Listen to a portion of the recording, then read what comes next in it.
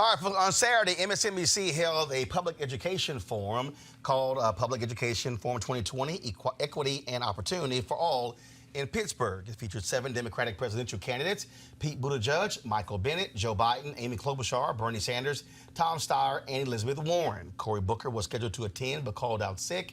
Education unions, students, parents, and civil rights groups had the opportunity to question the candidates about education issues. Here's some of that conversation. Some parents of those black and brown children say, what do I do while I wait for my public school to get up to speed to provide my child with the kind of academic excellence that they deserve? What do you say to those parents who are looking for that public charter school option? So I've met with many parents and grandparents who've put their children in public charter schools, and I have no doubt about the sincerity of their efforts to educate their children. And they're looking for the best educational opportunity they can find. I believe that. But I believe that it is our responsibility as a nation, and will be my responsibility as President of the United States, to make certain that every public school is an excellent public school.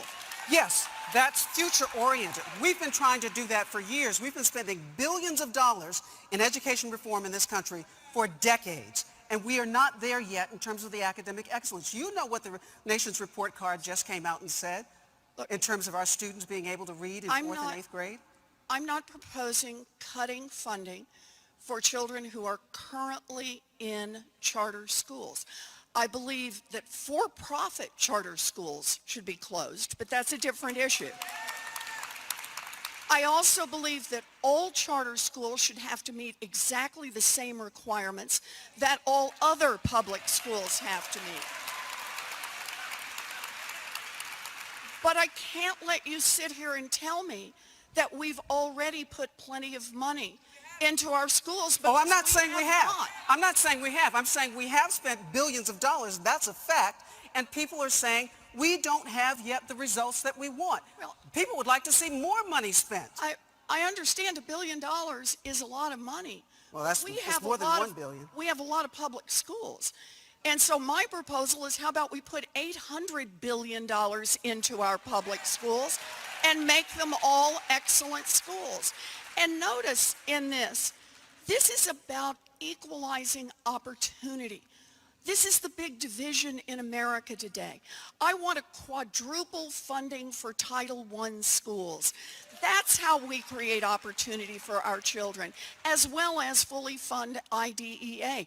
We've got to make sure that our children have equal opportunities. And so long as we keep basing funding mostly on whether or not you live in a neighborhood where they can afford to pay high property taxes or low property taxes, we're going to keep moving the opportunities for our children further and further apart. A child born into privilege has great opportunity in this country. I want every child to have great opportunity in this country. So you have talked about... And I'll put money behind it.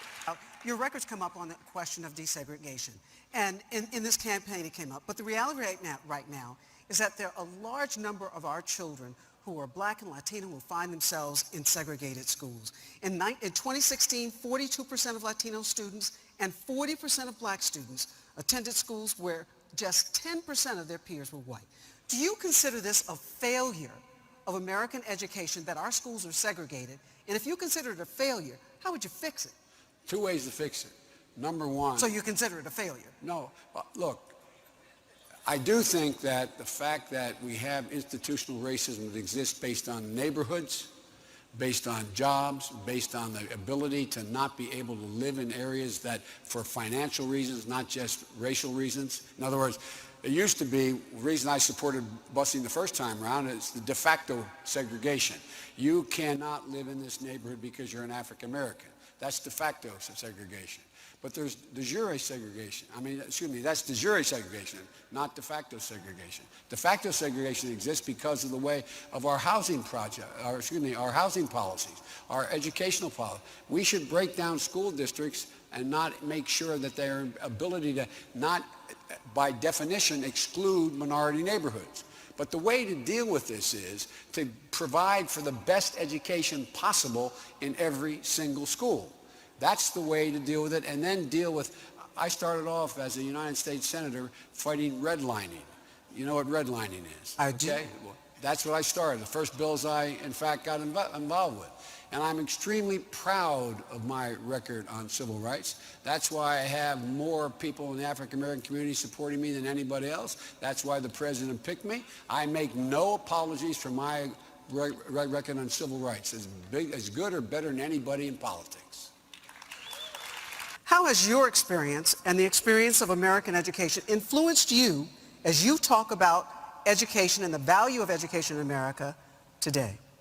Well, it's experienced me in the sense of understanding that many of our kids, especially kids in struggling communities that are often black and Latino, are living in communities where they are dependent on the property tax, but in those neighborhoods, the property tax does not provide the kind of funding that the schools need, which is why I believe we've got to break our dependence on the property tax, something I try to do as mayor of Burlington with a little bit of success, and make sure that every school district in this country gets the funding they need, and that includes tripling funding for Title I schools. Let me ask, what would you do to desegregate schools in America, and do you think that's important? Sure, it's important. I think all of the studies indicate that kids do better in desegregated schools. And one of the things that we will do is actually do the opposite of what Trump is doing. He is cutting funding for the Civil Rights Division, rejecting the complaints about segregated schools and racism within the school system. We will substantially increase funding for the Civil Rights Division. Today, I come to tell you that I never felt safe with police in my school. Since 1994, because of the crime bill, more than $1 billion have been spent on putting police into schools. So Senator Sanders, my question to you is, are you committed to ending the school-to-prison pipeline and ensuring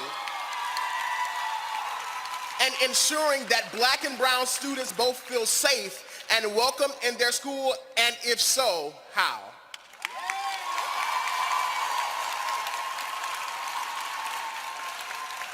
Thank you. Thank you for that important question. And the answer is absolutely. I am committed. And that is one of my highest priorities.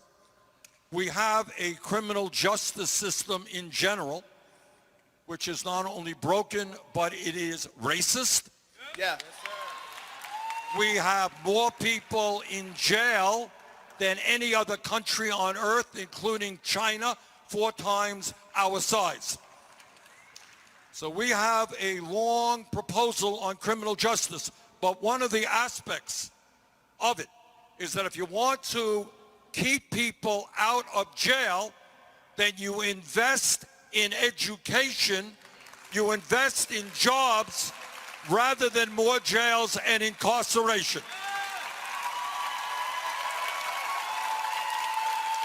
And I will tell you what else we do. What we want, your question is, how do we create an environment where kids feel safe and secure in schools? And that even takes us to the whole issue above and beyond what you're saying of the horrific, and I hate even to talk about these things, the mass shootings we're seeing in schools and elsewhere. We are going to do everything we can for common sense gun safety legislation.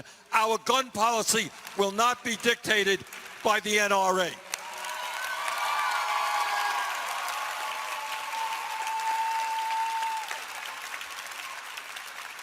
So our goal is, and listen, we are the wealthiest nation in the history of the world.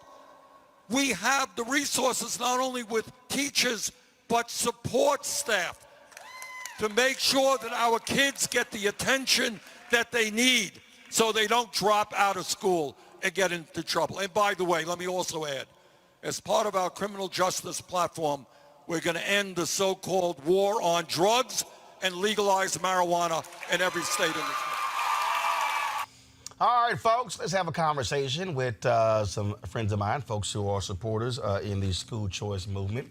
Joining me right now, we have Sean Hartnett, founder, CEO, Statesman College, a preparatory academy for boys public. It's a long title there, Sean. Also, Amy Wilkins, SVP, Advocacy, National Alliance for Public Charter Schools.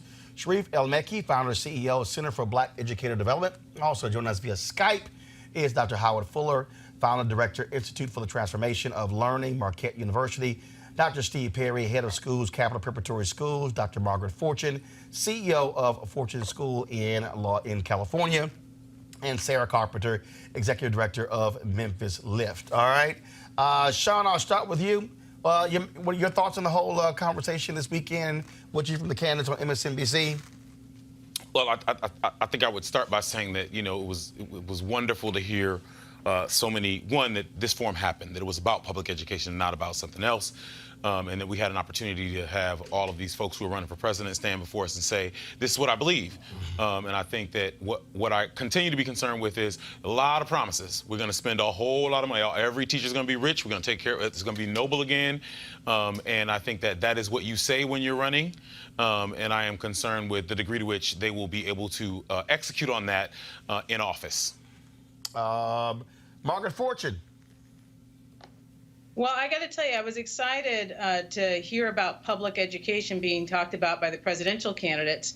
But then when I realized that it was an invitation-only type of affair, so a private conversation about public education, I got less excited, particularly when I found out that charter school leaders, charter school parents, those who believe in school reform were systematically excluded from the forum, and basically this was an endorsement process for the AFT. So I would like to see a much more inclusive discussion about public education, and so I'm glad we have a chance to react to it today. Amy Wilkins.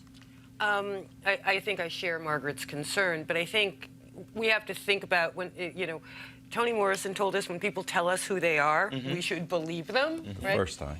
Right. When Ronald Reagan announced his presidential campaign in Philadelphia, Mississippi, that said something to all of us.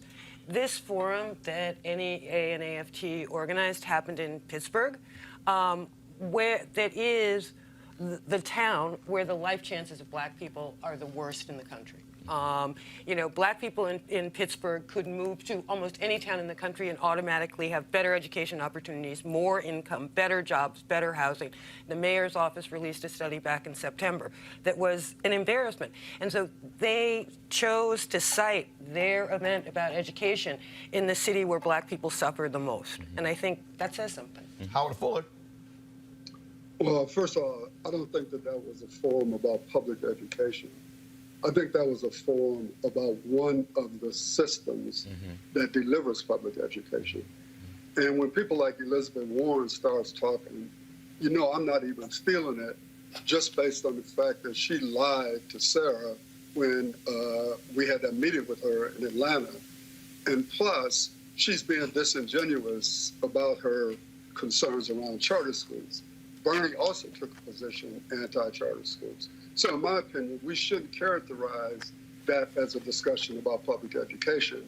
We should characterize that as a discussion about the traditional educational system, which does not constitute the totality of public education. Sharif?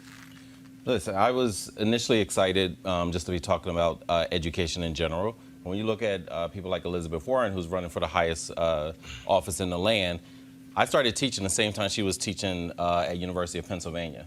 And so for her skewed vision of what public school and public education is for people that look like me, share my heritage, my cultural background, is vastly different. So when she's up there on stage telling parents, if you don't like your school, just go volunteer. I could have pointed out a whole bunch of schools in West Philly near University of Pennsylvania that she could have walked her behind over and volunteered. She chose not to do that. She put her kid in a school that cost $30,000 a year. And so for someone like that to say that they are championing public education, but they are systematically excluding the voices of Black, brown, and Native communities about the experiences that they've had for generations in this country is absolutely unacceptable. Steve Perry? That wasn't a conversation about public education. That was a conversation about public employment. It's a public employment agency. It's a joke. Saying that you support public education when you send your child to a private school is like saying that you support sleeping outside as a homeless person because you went camping. Elizabeth Warren is a fraud. She's a phony. She's somebody who has no interest in black kids, unless, of course, she can give those kids' parents to vote for her.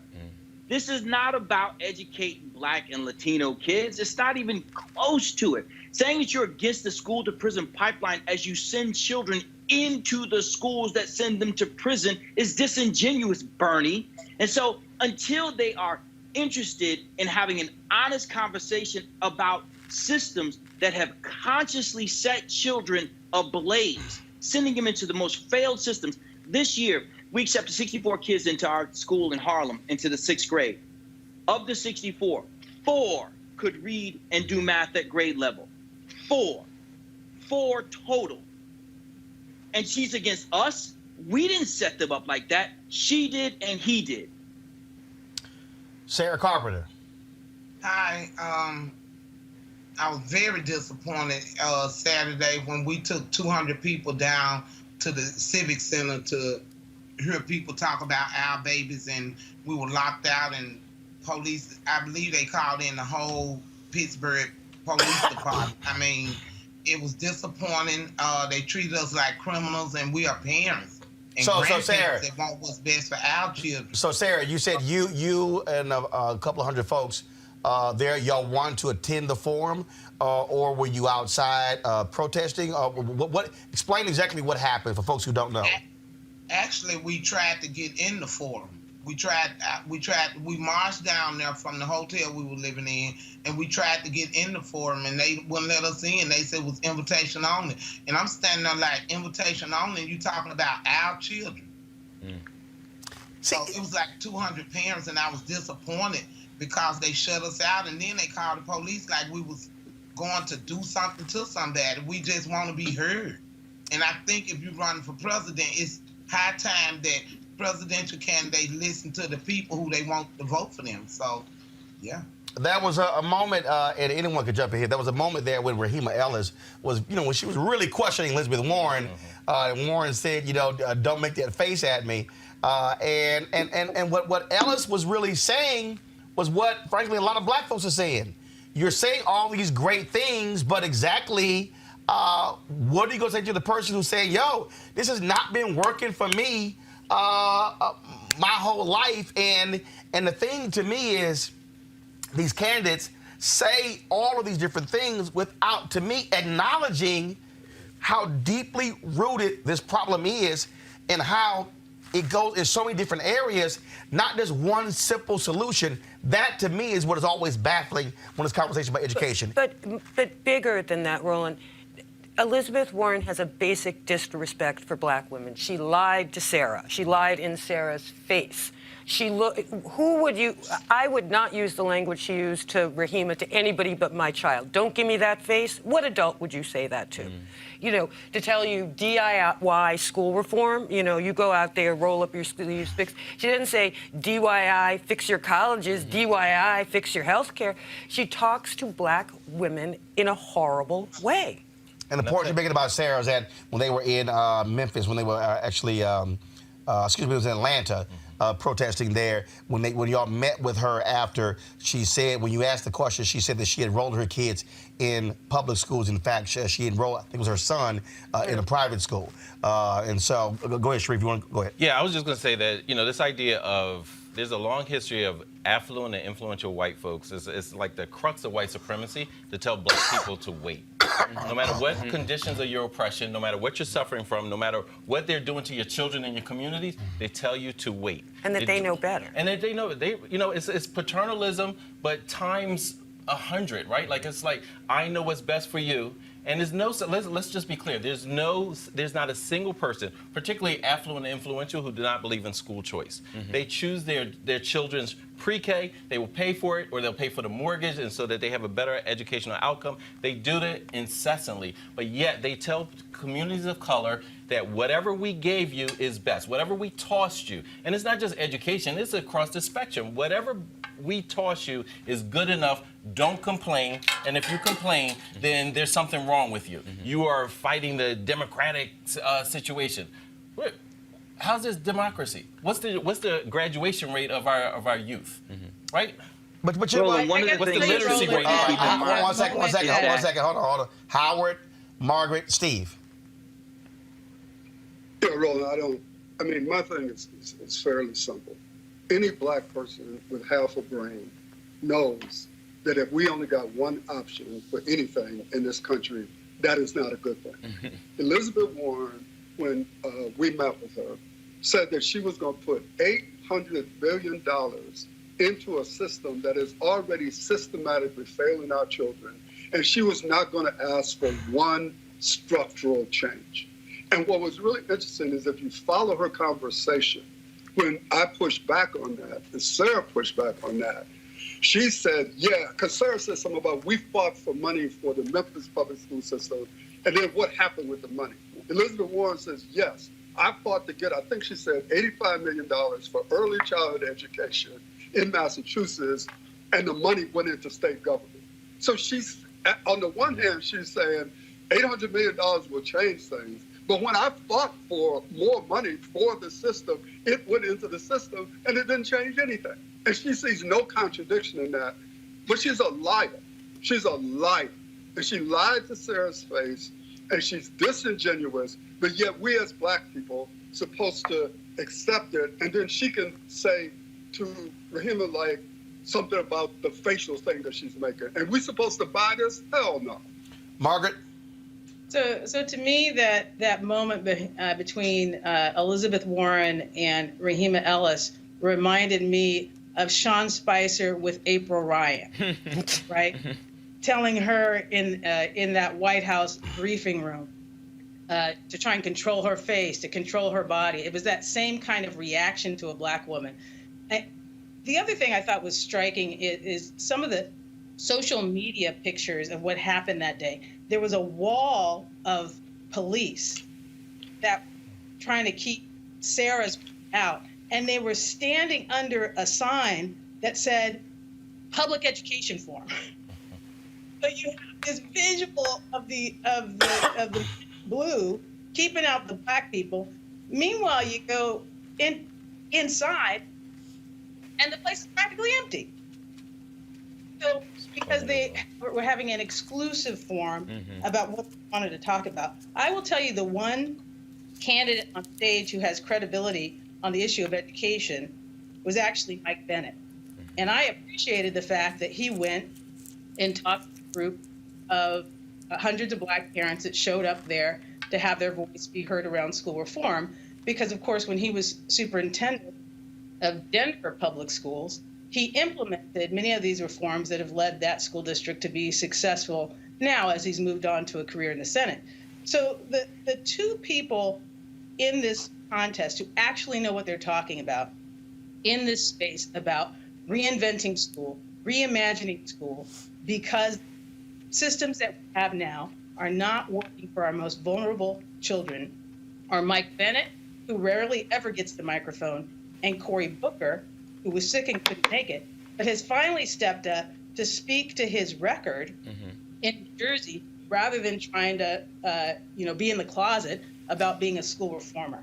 And we need to make sure that those guys, even though they're not going to be on the debate stage, continue to have some attention. And it's of value for us to be in the race. You know, Steve, this is, to me, is one of those things where, okay, fine, they had this forum on MSNBC.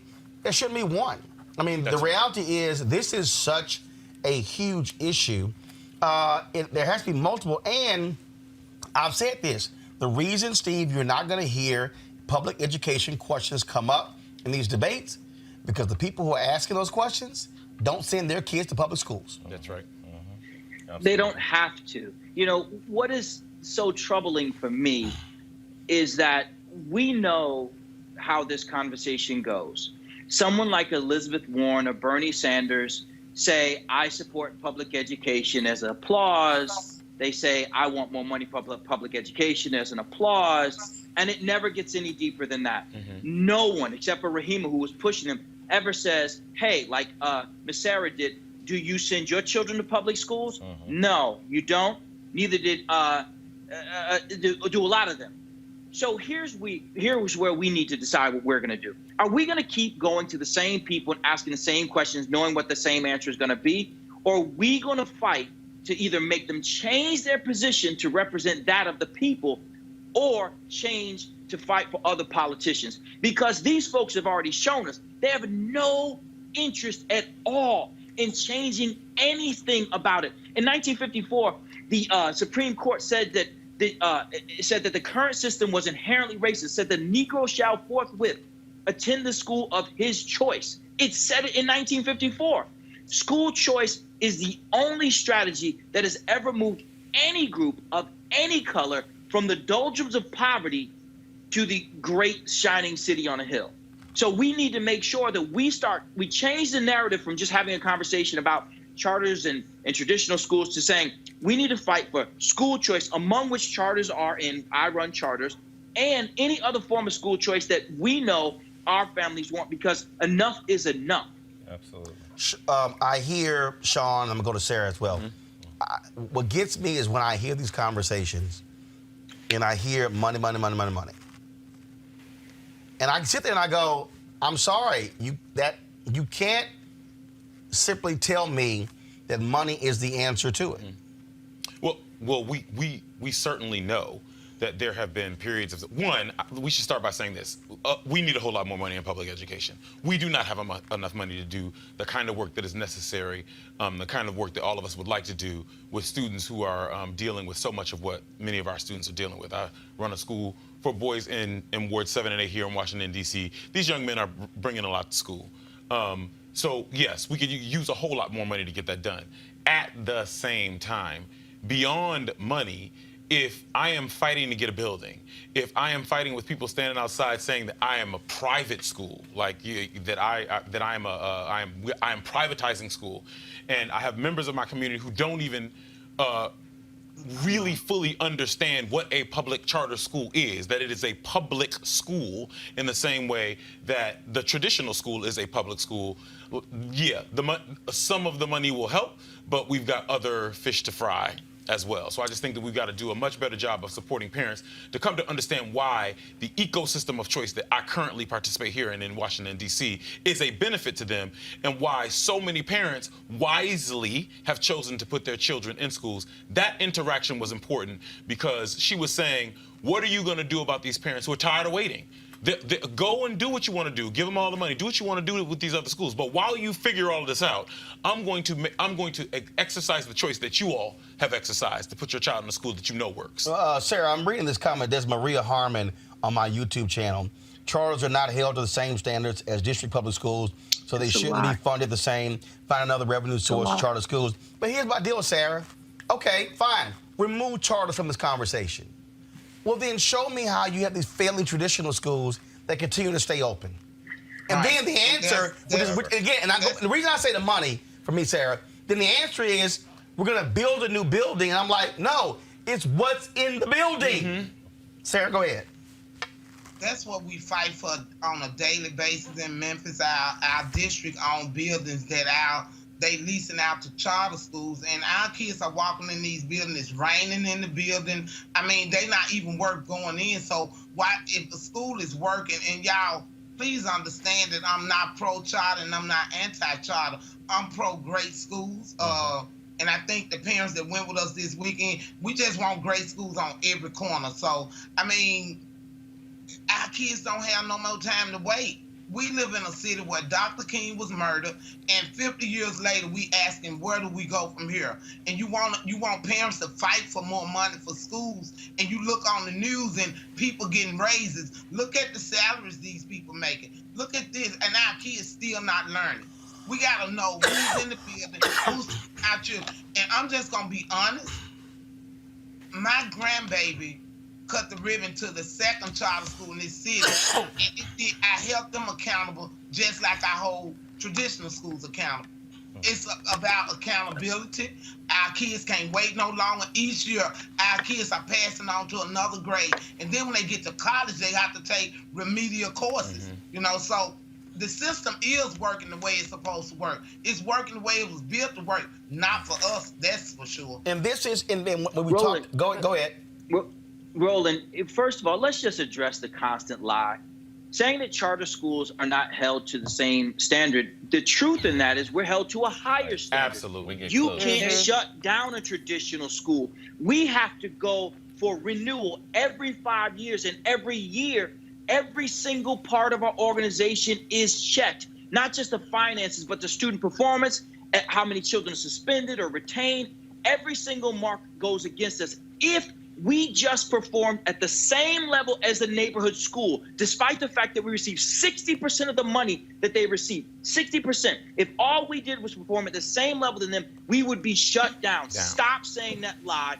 Do a little research and stop regurgitating the foolishness that the unions tell you. The only reason why unions are against charter schools is because we are traditionally non-union. That's it. There's nothing else. Because if unions were so against charter schools for real, why did they open one? And the one that they opened in New York City, why did it get shut down? It's because they don't know how to run schools. And we are now at a point where we have to hold people accountable. Our children, as Miss Sarah has said, are getting older every single day. And when children come to my school, the 61% of the 6th graders that the 10th graders that we accepted this year, 10th graders that we accepted this year, 61% are 4 grade levels behind. 4 grade levels. Who did that to them? It wasn't a charter school. And those schools will not be held accountable. No one's going to lose their job in there. In fact, what the communities will do is build them another building, because there is nothing that says prison like building another large failed school, patting kids down, running their bags, running their pockets, and teaching them nothing. Amy, then Margaret, hold on. Amy, then Margaret. Amy, go ahead. But I just wanted to disagree with Howard, which I don't generally do, on one small thing. It is not that Elizabeth Warren said, I'm going to put a whole bunch money in the schools and then do nothing else, right? What she said is, I'm going to eliminate assessment. And assessment is the only tool we have to know whether or not kids are doing well. So she's going to put a whole bunch of money in the public schools and then take out, Steve knows that those kids were 4 years behind because there are assessments that tell them they're 4 years behind. Sarah has assessment results to use to hold the schools in Memphis accountable. Elizabeth Warren wants more money and less accountability. Less accountability. So while people are talking about how charter schools are not accountable, which is a lie, Elizabeth Warren is straight up saying more money, less accountability for the traditional public school system. And I think that's an important thing for people to understand. Margaret? And to build on Amy's point, it's also Joe Biden, the front runner, that is saying that. When he was asked the question, would you support eliminating standardized tests? He said yes. He jumped at it, almost without thinking. So what that would mean is that there would be no basis for me to be able to tell you that 67% of black kids can't read and write at grade level in California, and 79% can't do math at grade level, black kids in California, because we wouldn't have the data to make the observation. So it is always the formula, and this is particularly happening in my home state of California, where the teachers union is in control of the state legislature and of the governor's office, and therefore of the State Board of Education, that their move is to do exactly what Amy is talking about.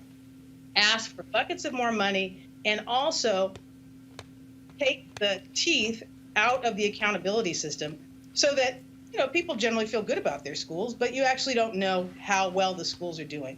And in a system where only the charter schools are held accountable for academic performance, that puts these schools at a disadvantage. That's right. The school next door that has no accountability for results will continue to go on generation after generation, failing black, low-income kids.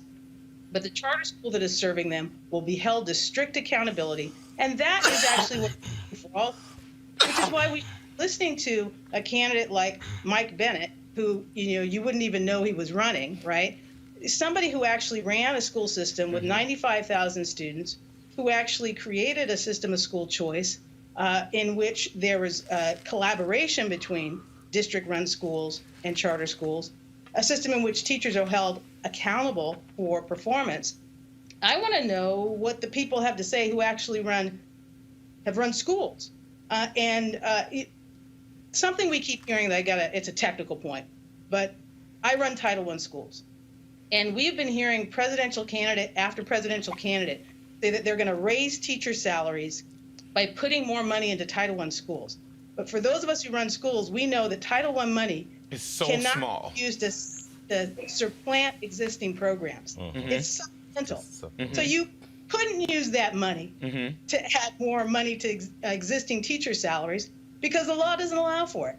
So we have such a low bar when it comes to education for these presidential candidates that they're not even required to know what they're talking about. Yeah, I mean, but it's not just them. I mean, whoever they're surrounding themselves with, their policy, gurus, whoever they sit around the table with, don't know. They've been in a bubble their entire lives, but then they're trying to tell Black, brown, and Native people what they want to do. Listen, I'm for all great schools, whatever it is that is traditional. I was at a traditional school this morning, supporting them. I'll support, charter, whatever it is. Absolutely. To actually give parents the choice, the options, the support to be able to get to their children where they want. This money thing, I think we need way more money, but it has to be with accountability. That's right. Look at Pittsburgh. Again, I want to bounce back to Pittsburgh, right? So they chose to put, and Randy Weingart was actually asked, why did you choose Pittsburgh? You know what she said? She said, because Mr. Rogers is from here. So Pittsburgh has the most oppressive systems and conditions for Black families. And so you are there, you have this summit in Pittsburgh, and you could actually talk, if you actually had ideas, because I didn't hear anything innovative. I didn't hear anything that will address the complexity or the nuances of the problem. Every time that Ms. Ellis asked a question to kind of shed some light on some of the nuance, they pivoted away. When Rodney Robinson, National Teacher of the Year, when he asked, Warren pivoted away. They have no answers. They're not surrounded by people. You know why? Because they don't listen to the people.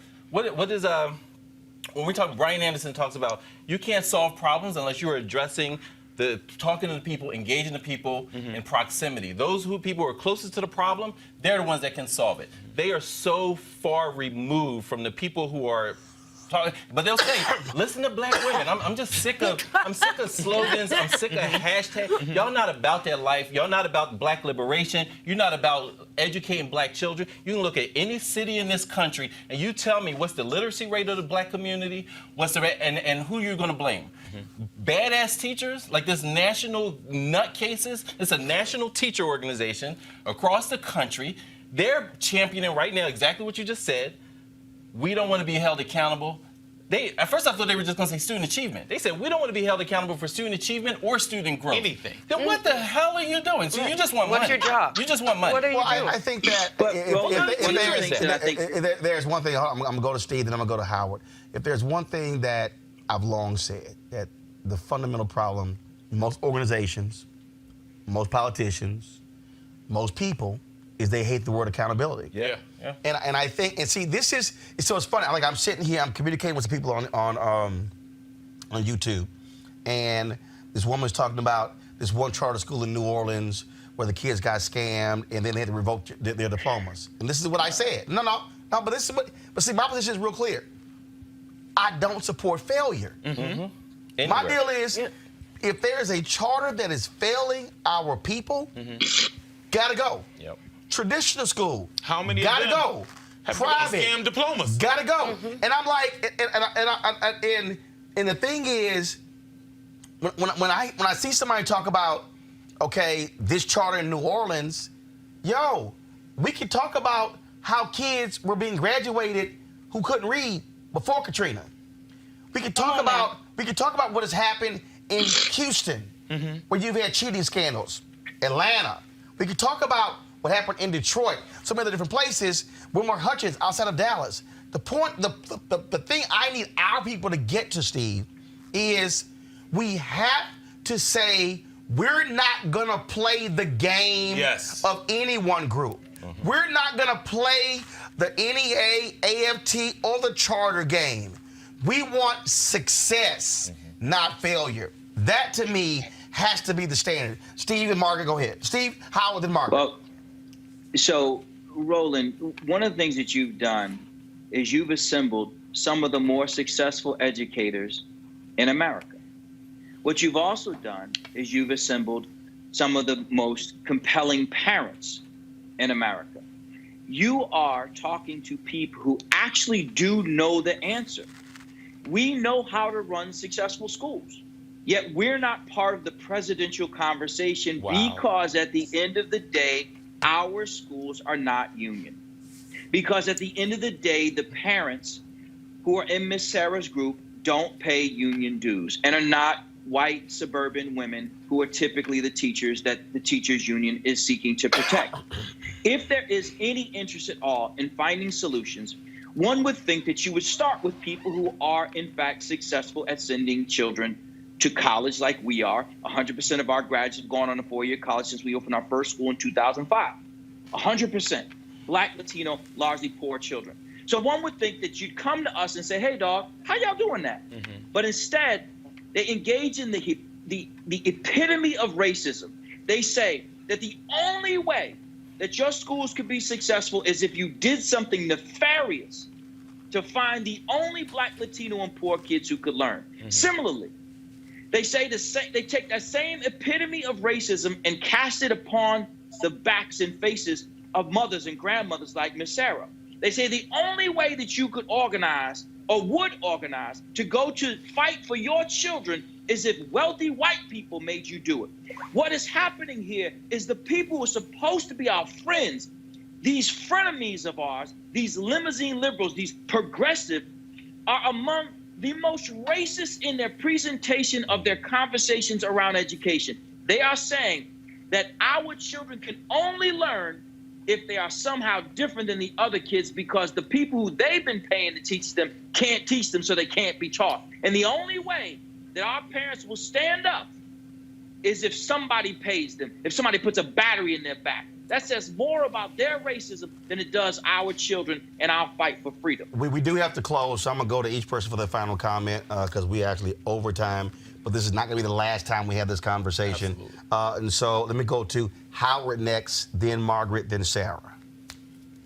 Okay, so thanks, Roland. I'm actually sitting in the Burt Corona Charter School in Los Angeles because on Thursday, we intend to have a demonstration to show that there is support in Black and brown communities for charter schools. And so that's why I'm at the Burt Corona Charter School. This morning I was at the Crete Charter School that people like Elizabeth Warren don't want to exist. 30% of the kids that they serve are homeless. The point I want to make, though, and I think we have to be very careful about this, is we can't fall into the trap of this accountability argument. Because these people are not seriously talking about accountability. Seriously. They're talking about our destruction. And so I keep reminding people that we need to be careful that we don't become just like the system that we've been trying to escape from, buying into this accountability argument. The reason why charter schools were created was so that we could have something different. And the argument was freedom for accountability. But freedom for accountability doesn't mean we need to look like the traditional system that has continued to fail our children. And so as we make these arguments, and I understand why we're saying what we need, what we're saying, but what I do think is important is that we don't fall in the trap of becoming just like them. Because if we become just like them, we will have the same results as they do. That's right. So what we want to do is to create something different for our families and for our children. Margaret? So December 19th, the presidential candidates will be at it again in Los Angeles with their debate, and the Freedom Coalition for Charter Schools will be out demonstrating in Los Angeles to bring home our point December 19th at the Dem 2020 presidential debate in Los Angeles. And the other thing I want to just add to this conversation, to build on what Steve said, is that if you actually want to solve these policy issues, these schooling issues as it relates to Black kids, then you have to talk to the people who know how to do it. And admittedly, they're few and far between. In California, there are 16 public schools that are majority Black and in the top half of academic student achievement. That's out of 10,000 schools in the state. There are 16 that are majority Black student population. What I'm doing as the Secretary Treasurer of California State National Action Network, is convening those 16 schools to download from those leaders, how are you doing what you're doing so that we can share those best practices. And if the system wants to listen, they'll have the opportunity. But we have to amplify the voices of those that know what they're doing in this space. Sarah.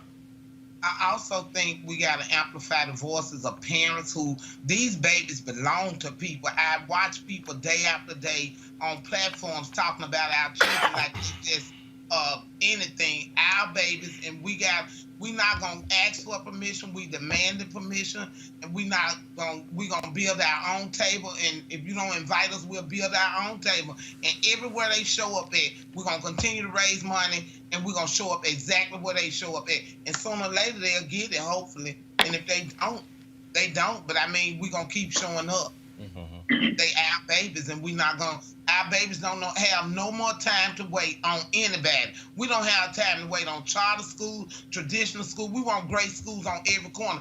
Every school in my community was failing, the elementary, middle, and high school. So what we supposed to do? Wait? No, sir, we will not wait. Not no longer. We're not gonna wait. We're not gonna wait.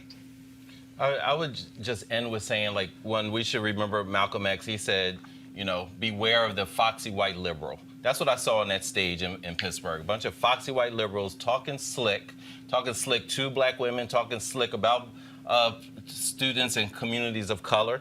As an elementary school student, my grandparents would say, maternal or paternal did not put my parents inside of the neighborhood school. They were like, you know what, this idea of saying I have to go to this zip coded school by law, we're not with it. They opted out. Today, in some of those same neighborhoods, my grandparents would say, don't you put my grandbabies in that school. So that means for generations, that isn't saying, but what this foxy white liberals are trying to slick talk you into believing that something miraculously has changed or will change, when we can already see what the pattern is. Trust the pattern. The pattern says that it's not going to change, but they're going to rely on you to do it. And I would say that the long legacy of my parents putting me into an independent black school, I think we need far more independent black schools. If it needs to be a school that is chartered in order to achieve that, then so be it. We should do more of it. We need more black people starting schools, leading schools, conscious and conscientious. Not like some of these folks that I see that have kind of, grabbed on this stuff and just, drowning in just delusion. The other piece I would say, I'm just want to shout out Mama Sarah Carpenter and the rest of those parents. I have over 250. I was at a protest in the morning with a bunch of families. Came back that afternoon to try to get in with Mama Sarah Carpenter. That was me and Ray Anchor. We were representing the 8 Black Hands podcast, and we were so proud of seeing them, because it's this narrative, the false narrative about black families that, they don't care about education. We have always cared about education because we're the only group in this country that risked our lives to teach each other how to read. We're the only group in this country that had a death penalty, a death sentence, if we learned how to read or we taught someone how to read. So all this nonsense, and that legacy is what we continue to carry. And so I'm just really proud of her and the work we're doing. At the end of the day, we have a long legacy of our families and our ancestors fighting for choice, creating schools, and we need to get back to that, continue that, and don't let any of these jokers say anything but what we are trying to do. Anything other than that is garbage, hot garbage. Yeah. Another shout out to Sarah absolutely. for those parents and all of the work you guys do every day. But, I think we hear over and over and over from all these foxy white liberals how much they value black women, how much they value the votes of black women.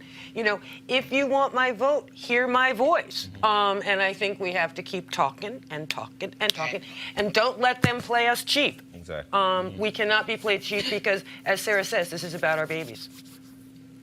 I'll say a couple of things. One, I have never met a charter school leader who has wanted to close a traditional school down the street that was good. Exactly. Never once heard someone in the reform movement decide that a school that is doing well needs to close. If we love black women, listen to black women. Let me tell you something. I listen to those black women. I let them put every single one of their children they sign up in my school. Every single one of them. We need to pay very close attention to what happens in a community when options are available. it continues to be that these very sophisticated and intelligent black women who have struggled with their children in schools find a way to get their kids in those schools. I think we should listen to people as they vote with their feet. We should just continue to watch them, and we need to continue to ask questions about why they are making these choices. And I cannot thank Margaret Fortune enough for saying what I've been screaming across the city for the last year. Why are we not having the people who are doing this work and doing it well come together to share? Because a good school is going to find its way around all of this bull. If you are killing it for kids, no matter what anybody is saying, you're going to find a way to the other side of this. We need to focus our attention on getting schools good, all of them. I have never seen a traditional public school that was doing well that I wanted to shut down or that I wanted to close or that I wanted to take kids out of. That is not the issue. The issue is there are so many schools where our boys in particular are suffering that we won't have enough room. You probably helped them get into those schools. So this dude named Phil Sorensen, he tweets me, he says, teachers assess every day. Roland S. Martin show. Dr. Fortune claims that standardized tests are only source of data. She forgets racist origins of these tests. She's showing her privatized connection. Here's the deal, Phil. Show me something in America that did not originate with racism. The nation was built on racism. The Constitution, the Electoral College, 3/5 black, the education system, the legal system, Wall Street, corporate America, hell, sports leagues, take your pick. So if you, being white, want to make the argument that something originated with racist origin, hell, Phil, welcome to America. What black people can't do is fall for the okie doke Phil and to say, oh my God, standardized tests started with a racist origin. That's called America. So we're not sitting around going, well, that started because of racism. I told Randy Weingart the same thing on my TV One show when she said charter started by white parents pulling their kids out of school at the Bromley Board of Education. And you know what? I said, well, guess what? That's every damn thing black folks have dealt with in America. Here's the reality. What I care about is whether or not our kids are getting educated. Because see, here's what I know. There are white parents, white liberals, and white conservatives right now in New York fighting expanding the gifted and talented programs that are locking black and brown kids out. The same folks who probably were at that forum, the same folks who probably watch MSNBC, who watch CNN, are standing up, oh, no, y'all ain't expanding opportunities because they understand. So on this issue, I don't care if you love traditional schools. I don't care if you love charter schools. My position is clear. I'm down with traditional, charter, magnet, homeschool, online school, parochial, private. I don't care if it's working for the child and the parent. But if you want to say, no, take these things away, then we got a problem. And so I say, Phil, bring your ass to this show if you want to debate.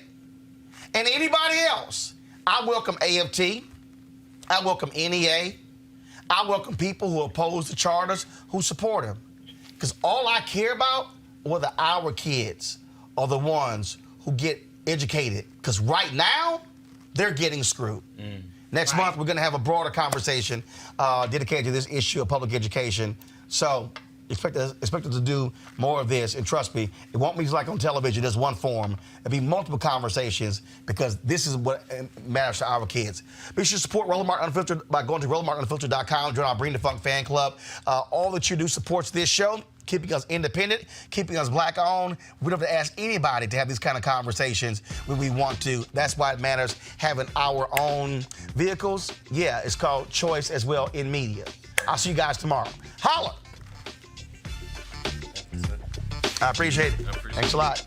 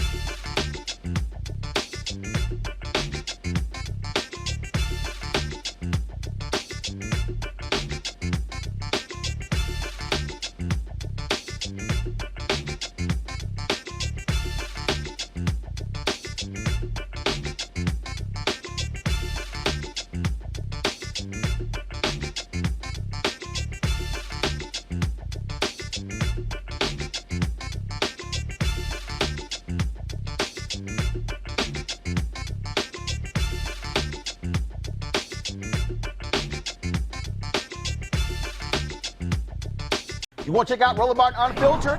YouTube.com/Roland S. Martin. And subscribe to our YouTube channel. There's only one daily digital show out here that keeps it black and keep it real. It's Roland Martin Unfiltered. See that name right there?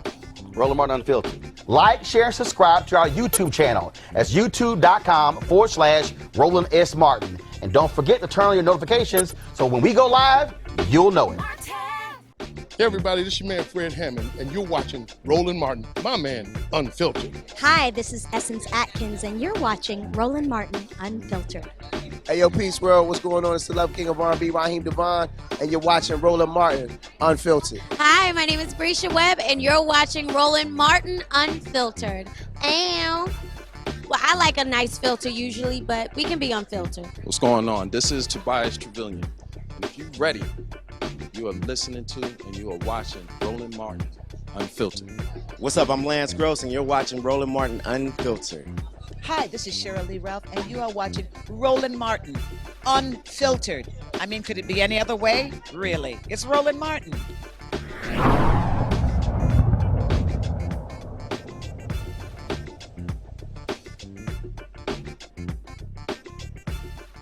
You want to support Roland Martin Unfiltered? Be sure to join our Bring the Funk fan club. Every dollar that you give to us supports our daily digital show. There's only one daily digital show out here that keeps it black and keep it real. As Roland Martin Unfiltered. Support the Roland Martin Unfiltered daily digital show by going to RolandMartinUnfiltered.com. Our goal is to get 20,000 of our fans contributing $50 each for the whole year. You can make this possible. RolandMartinUnfiltered.com. Hey fam, want to check out Roland Martin Unfiltered? The blackest show on all of digital, cable, and broadcast. Check out our audio podcast. There's only one daily digital show out here that keeps it black and keep it real. It's Roland Martin Unfiltered. Press play.